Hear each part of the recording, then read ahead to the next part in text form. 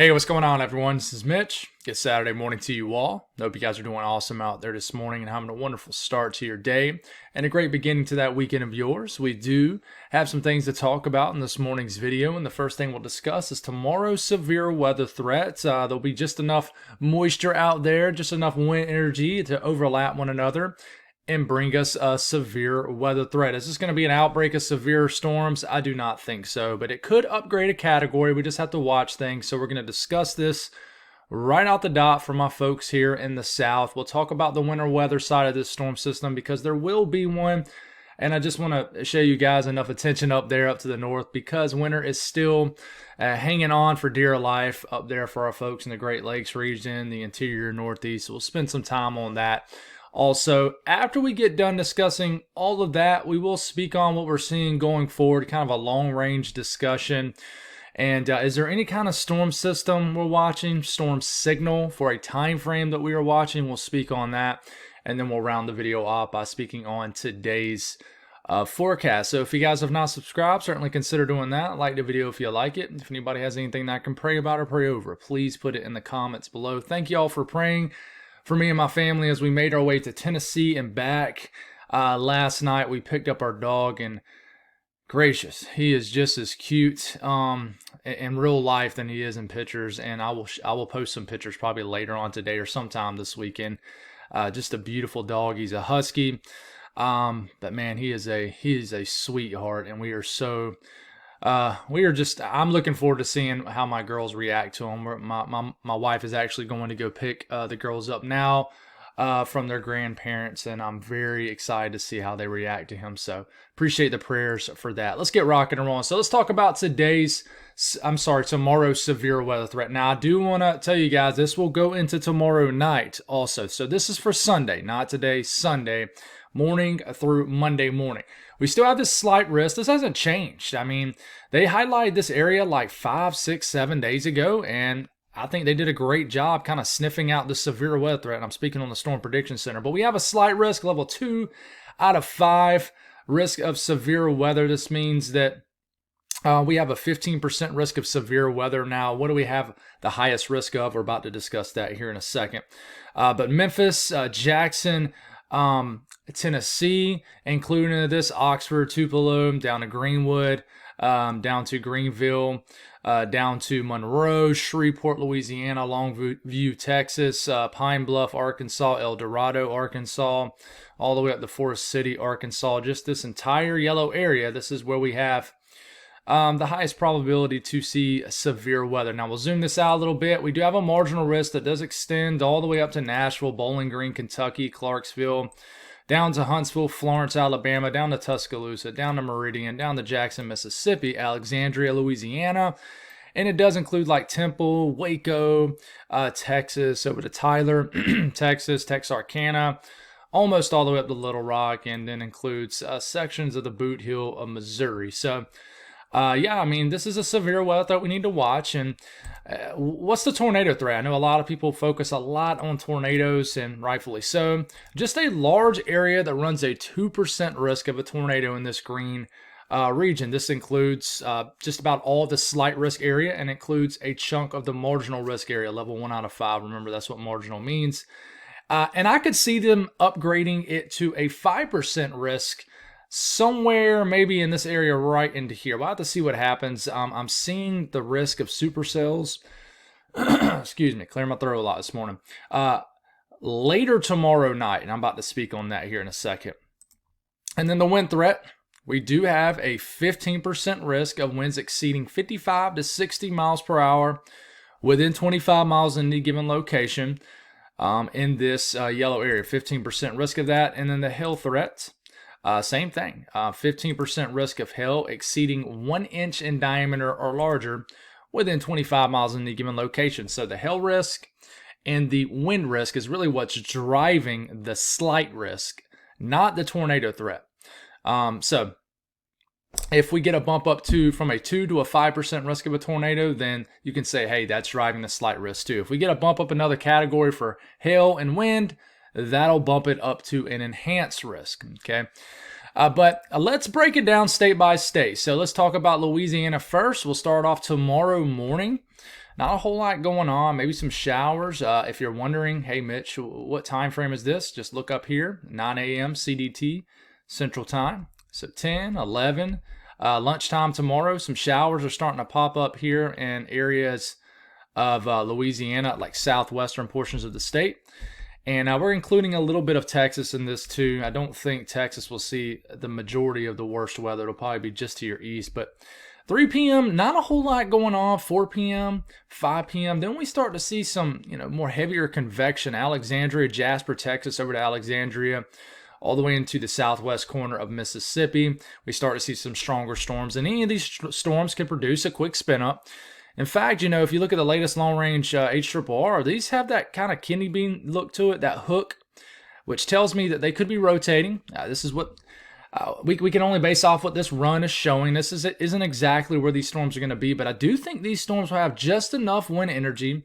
They definitely will have enough thermodynamic energy, enough surface moisture to produce a spin-up, so a tornado. And look at this. This looks like a little mini supercell between Alexandria and Baton Rouge. And then we got some storms creeping up towards Jackson. We'll speak more on Mississippi here in a second. We get into 8 p.m. Look at this cell between Monroe and Alexandria. So, that looks like a pretty intense storm. And what's wild is we're getting to 9 p.m., sun setting. It looks like the storms start to get more intense as you get closer and just after sunset. So we get these supercells developing between Alexandria, Shreveport, Monroe. They could just as easy be further to the south. And then it starts to become even more widespread and really impact the eastern, northeastern portion of the state. But look at the storm on top of Alexandria around 11 p.m., give or take an hour. And, these storms continue to look pretty intense. 1 a.m., 2 a.m., and this is as far out as we can go, actually, is about 1 a.m. And, you still got storms ongoing. Look at those supercells in Mississippi. We'll speak on that here in a second. But is the ingredients overlapping enough to get that tornado threat? You can have supercells, even though supercells are rotating thunderstorm, but you can have them without having a tornado. But that is a radar look, a potential of what the radar could look like for Louisiana. What about Arkansas? The HRRR model not showing a whole lot. We get into 4 p.m. We got this thin kind of area of showers that moves through the state. A lot of stable dry air, especially for the northwestern portion of the state. That's why there's a dramatic cutoff in severe weather in the state of Arkansas. But we start to get 7 p.m., 8 p.m. We start to get some storms down here in the southeastern portion of the state, but not super widespread. They really do not get going until you get into Louisiana and Mississippi. Now, the NAM model does show, I will say, more convection firing off kind of in this area, which makes sense if you compare that to the Storm Prediction Center outlook. So, certainly, and I'll get this off, certainly if you live in this entire area right here, even though this run did not show anything, certainly watch out for severe weather, especially in that area I just drew in the pink. So, but this particular run don't show a whole lot. Now, we look at Mississippi and Alabama, and then we'll round it off with Tennessee and Kentucky. Not a whole lot going tomorrow. Once again, the time frame's up here, 9 a.m., 10 a.m., 11 a.m., midday, lunchtime. We get into the afternoon. We start to get into 4 p.m. Some maybe rain showers begin to develop. Nothing crazy as far as storms yet. And then the southwest corner of Mississippi begins to get some storms around dinner time, 5, 6, 7 o'clock. And then look at those storms. Even up here in northern Mississippi, these could pack a punch. You see those kind of pink colors right here. We can get some hail with these storms because there is cold air nearby. That boundary is really close. Anytime you have a boundary between warm and moist air and cold air, and you got storms firing up just south of that boundary, a lot of cold air in the upper levels of the atmosphere because the actual cold air at all levels of the atmosphere is pretty close. So this will definitely be able, that's why you got the 15% risk of hail also, and not a lower chance. But you get into 8 p.m., we got a cell up there kind of north and around Tupelo. And then we get to 9, and we start to get a lot of widespread storms. And these look pretty intense, stretching from maybe just south of Greenville over to Tupelo, everybody in between. And I want you to watch, look at these storms over here in Huntsville, Florence, too. These could be quite intense. It's kind of later at night, too, like tomorrow, late evening. And then we just kind of got this line of storms kind of draping across. And, I favored a mesoscale convective system at one point where you just kind of have this line of storms kind of pivoting through. But, some of these look almost supercellular in nature, meaning that the tornado threat could get bumped up. In fact, you got this supercell between Natchez, I think that's how you pronounce it, and Jackson, Mississippi over to Meridian. And these look almost like supercells. And I think we could get some big meaty thunderstorms late tomorrow night. Gotta stop saying late tonight. I'm going to confuse people. But this is 1 a.m. Monday morning. So this is late tomorrow night. And the run is still going. It stops at 48 hours. What I mean is the system is still going. So we're going to continue to get these storms that get closer to Hattiesburg. So we have to see if we get a bump up a category, because this particular run does show some very strong storms down here, especially in the southern half of Mississippi, areas of Louisiana. So last area we'll kind of round off with is Tennessee and Kentucky. We could have some morning heavy rain in western Kentucky, southern areas of Indiana, Illinois. This will head on off, and we start to get to about lunchtime tomorrow. Heavy rain from the Evansville, Louisville, Cincinnati kind of corridor. This rain gets into Lexington. Then this kind of opening gets going here, and the ingredients could begin to overlap for severe weather. We actually can get some strong storms that might start to enter the Evansville area. And then we get some thunderstorms that, just pretty much get going and start moving west to east. Louisville, strong line, maybe severe line of thunderstorms moves in around 6 p.m. according to this run. We got some storms down there near Jackson, Tennessee. Some storms starting to get close to Nashville. And we'll continue to get this run. More of just a line of storms up here. I mean, basically late tomorrow afternoon through tomorrow evening, we're going to get a line of storms that sweeps through the state of Lexington. Lexington's not a state, Mitch. The state of Tennessee. And I saw Lexington in my mind. I'm telling you guys, when I do these videos, sometimes my brain outruns my mouth. And I don't know if anybody can relate to that, but it really does. And I'm surprised I don't make even more mistakes than what I do. But Kentucky, line of storms moves through. Tennessee, line of storms moving through. This is 8 p.m. Remember, that time frame is up here in case I missed saying it. But you got these storms moving through the eastern half of Kentucky, eastern half and middle areas of Tennessee. And by the time we get into late tomorrow evening, 11, midnight, we start to get heavy rain into the eastern sections of Tennessee all the way into western Virginia. And these could still be packing a punch, but I do think they'll lose a lot of its punch compared to what they'll be to the west. So, the updraft Felicity swath, this is only running through about 1 a.m. Okay, 1 a.m. Monday morning. It does show rotating thunderstorms, and really these get going right here in this region. Really, these get going later tomorrow night. Not really during the day, but later tomorrow night. So we just got to watch out for this area here for tornadoes. I'm not a tornado outbreak, but certainly a risk. And then these storms could produce some damaging wind gusts, severe wind gusts for sure. Not picking up on much in the way of it, but certainly a 30 to 40, 50 mile per hour wind gust cannot be ruled out, especially with these stronger storms. But speaking on the cold weather side of this storm system, we'll start off tomorrow morning. We got heavy snow falling in northern Minnesota. I think we'll get very heavy snow up here in northeast Minnesota with a little bit of lake enhancement off Lake Superior. I think we could get a solid wintry mix kind of around Duluth, point south. Maybe some icing, sleet, freezing rain is possible. Snow begins to move and continue, I would say, very heavy in northern Minnesota. Snow begins to move into northern Wisconsin, the UP of Michigan, around midday tomorrow. Still snowing back there in northern Minnesota. And then we could get rain switching to snow in Green Bay, as far south as that. Heck, maybe even a wintry mix of snow and rain down here in Milwaukee. It's snowing pretty good in the UP of Michigan. And then we get an all-out snow event. By the time we're rounding off our weekend tomorrow evening, snowing at a pretty moderate to heavy clip up here in the UP, still in northern sections of Wisconsin, snowing in northern lower Michigan also. And then the system begins to head off, still snowing in the middle of the night. Wake up Monday morning, still light to moderate snow. And then by the time we're into Tuesday morning of next week, maybe some lingering lake effect snow showers, but another wintry second half of your weekend moving in up here. Now we do switch it, and we also look at the northeast. And this will be mainly a rainmaker for the I-95 corridor, which typically it is this time of the year. But some snow would begin to move into the interior sections of New England, maybe as far south as northern sections of PA. So the Adirondacks will get some moderate snow, most likely. Could even mix a little bit down to the Poconos, the Catskills, very possible.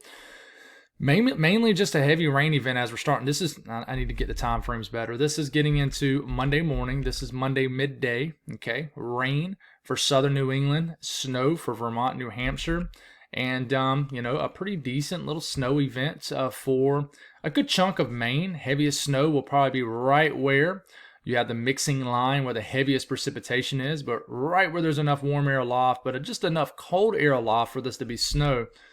And then the system moves in and out. We're getting in a late Monday evening, and by the time we're into Tuesday, a cold, blustery day will start for you folks. But we're breaking out snow totals. We're kind of breaking out section to section. It doesn't mention every town name and city name, but Grand Forks, about 1.5 inches of snow. Fargo, 1 inch. International Falls, probably 4 to 6 inches, I would say. But if you're hugging this coastline of western Lake Superior and northeast Minnesota, then you could get over 6 inches of snow. Anywhere where you see on this map, purple, that's 6 inches or more. Minneapolis, not really expecting anything. Duluth, 3 to 4 inches of snow. Now, I do want to show you the ice because there could be a little bit of freezing rain, but it's not picking up on much at all, honestly. So that's good news. But we drop it on down to Wisconsin. And same thing, anywhere where you see the purple, that's over 6 inches of snow. But Wausau, hopefully I said that right, 2 inches of snow. You get just north of this area in northern Wisconsin, especially northeastern portions of the state, anywhere from 4 to 6 inches of snow. Green Bay, maybe a couple tenths of an inch. But all in all, the whole entire southern half of Wisconsin, not really expecting much. Now we look up here in the UP. This will be a decent little event, late season event up here. So same thing, purple, 6 inches or more. Marquette, a good 4 inches of snow. The interior sections of the UP of Michigan will actually get more here. But, interior sections of the UP, good 6, 7, 8 inches of snow, wet snow possible. Just about the entire UP is going to get some sort of accumulating snow in this area. And then I will show you a little bit of lower Michigan. A few inches of wet snow is possible from, I would say, just this little boundary right in here. So, Grand Rapids down to Lansing, Flint, Kalamazoo, no snow expected. This will just be a cold rain for the most part, but we will get a couple inches of snow here in the northern sections of the lower Michigan area, and not there yet. And then PA, we're probably going to get a little bit out the range here because this is only going out to 2 a.m., but some snow expected. In fact, I think we're probably going to have to, we're probably going to have to switch this to this, and we're just going to take a broad look at this. I do apologize for my folks up here in New England, but we're just going to take a wider look at this. Let's look at snow.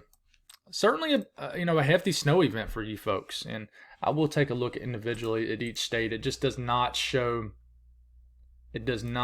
town names and stuff. But the Adirondacks, a good few inches of snow is possible.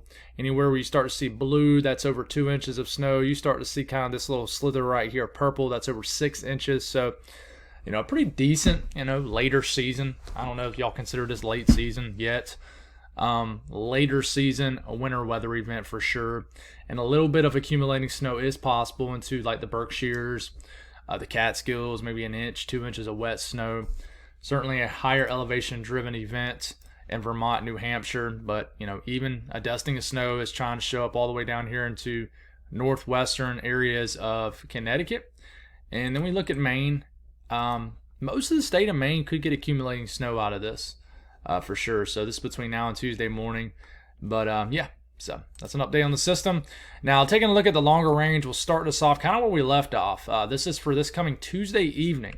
I think we're going to have a trough kind of digging down right into here. There'll be energy diving down with the trough. This could bring another rain snow event. I think it's just going to be a cooler week coming up next week, at least for the first half of the week for the eastern U.S. But you can see a little bit of rain, snow here in the interior mid-Atlantic, and this trough could continue to dig down. You can see that blue line digging all the way down to the Carolinas. This tells me that you're probably going to have some cooler air diving down all the way, pretty far into the southeast. So, I'm not talking about lows in teens or 20s, but it'd probably be some cooler days, cooler nights. We're not totally out of winter yet, even for the south. But then that trough kind of heads on out, and we get this ridge that flexes. And, we get about a week from today, and I think we're going to have a lot of energy in the middle of the country. Now, how exactly is it setting up? I'm not quite sure, but you just see a lot of green right into here. Tells me we probably have low pressures kind of maybe rumbling through this area, something like that. And, just based off what I'm seeing, it's probably going to be more so like this. But you just see a lot of green. Okay, where there's cold air, you could get winter weather.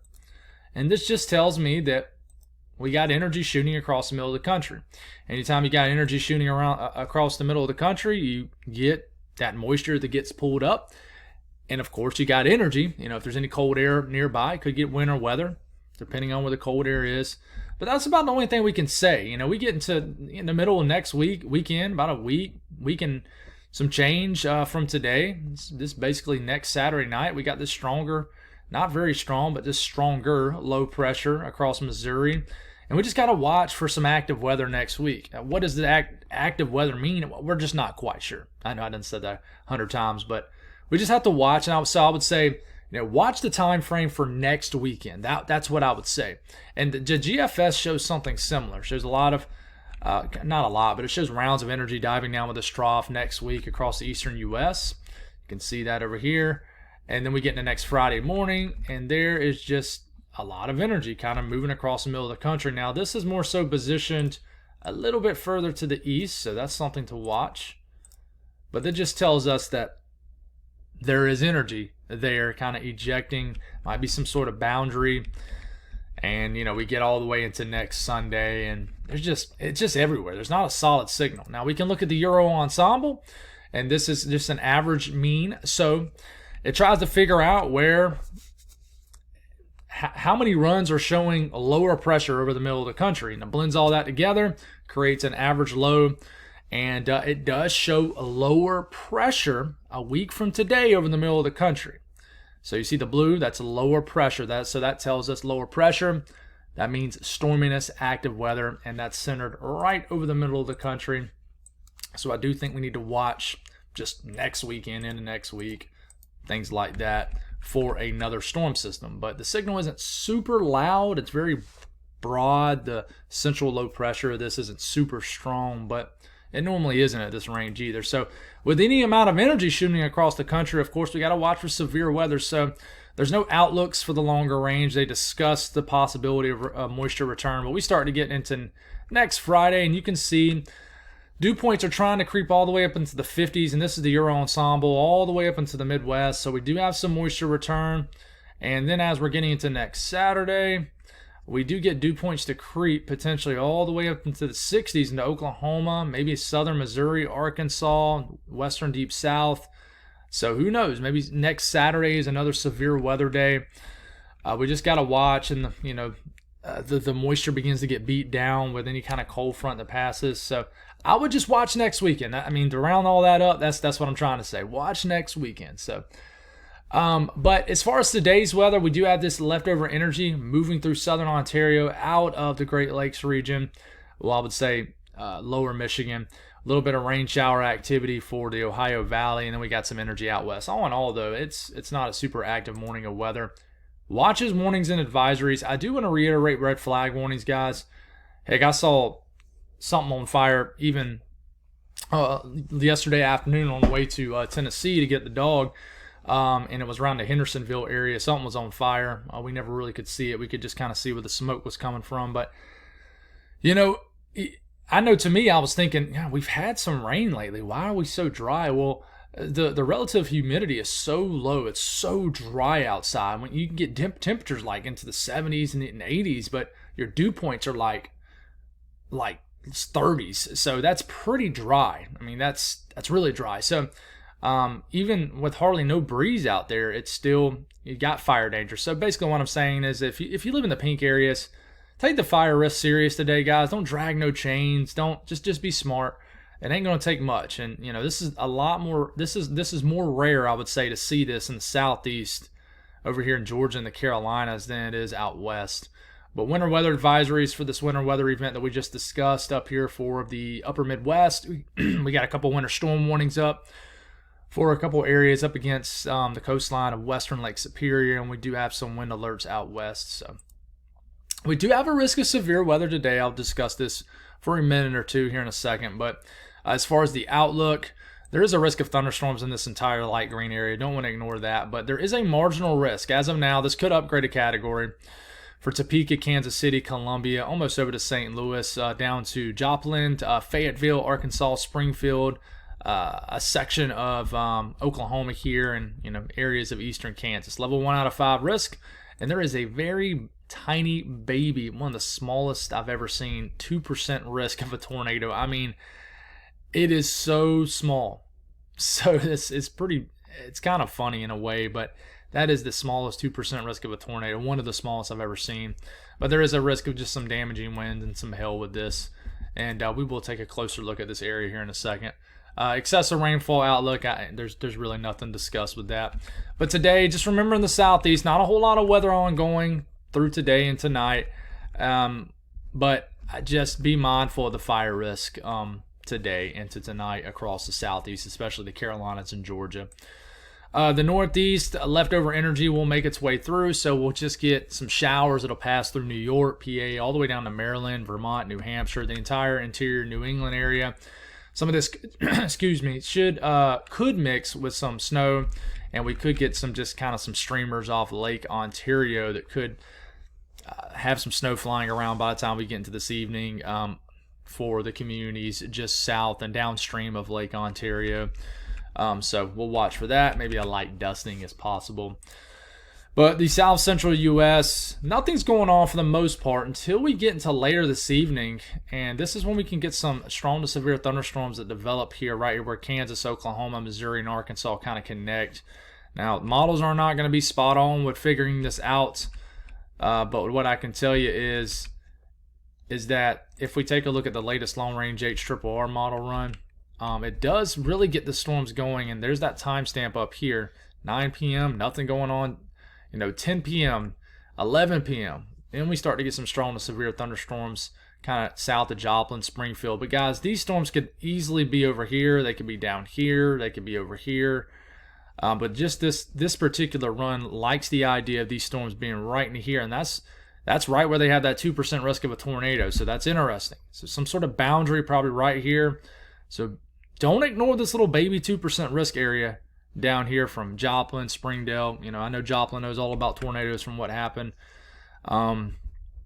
several years back. But these storms will be rumbling through the southern areas of Missouri throughout the middle of the night tonight, and will develop into just widespread rain by the time that you move into later in the night. This is like 4 o'clock in the morning. We got more thunderstorms developing up here near Kansas, Columbia. I mean, these could potentially produce some gusty winds, hail, and can't rule out a tornado. But yeah, guys, so we start to move into the upper Midwest, and some lingering lake-enhanced snow showers are possible for areas of the UP. Outside of that, system moves in. We already discussed this storm system. If you want information about this snow and you live up here in this region, definitely kind of revert back to the beginning of the video, and I have a timestamp up for it. So. But definitely some rain starting to move into the Midwest. Excuse me, this will be all rain. This could be heavy rain tomorrow morning, starting to move across southern areas of Indiana. And then out west, just continue to have rounds of energy swing across the northern and really the northern Rockies and then the Cascades. But all in all, no powerful storm system. We will start to get into washout conditions up here in like the Pacific Northwest as we get into the overnight hours. We got a lot of energy kind of shooting through Washington. And then this will transition to snow as we get into the higher elevations of the Rockies. Temperatures is what we're looking at. Cold, a dome of really cold air up here. I mean, it's going to be a cold day up here for the UP and Michigan. Highs will be below freezing. Northern lower Michigan also. It'll be a chilly day. I mean, this is definitely some pretty cold air for late March standards up here in Canada and areas of the Great Lakes region. So be aware of how cold it's going to be today. The deep south, southeast, nice 70s. Nice March day. Very nice day. Southern Plains, 80s. And this is what it looks like out west. God bless all y'all. Have a wonderful day. Appreciate y'all tuning in. And yeah, we'll talk to you tomorrow morning. God bless.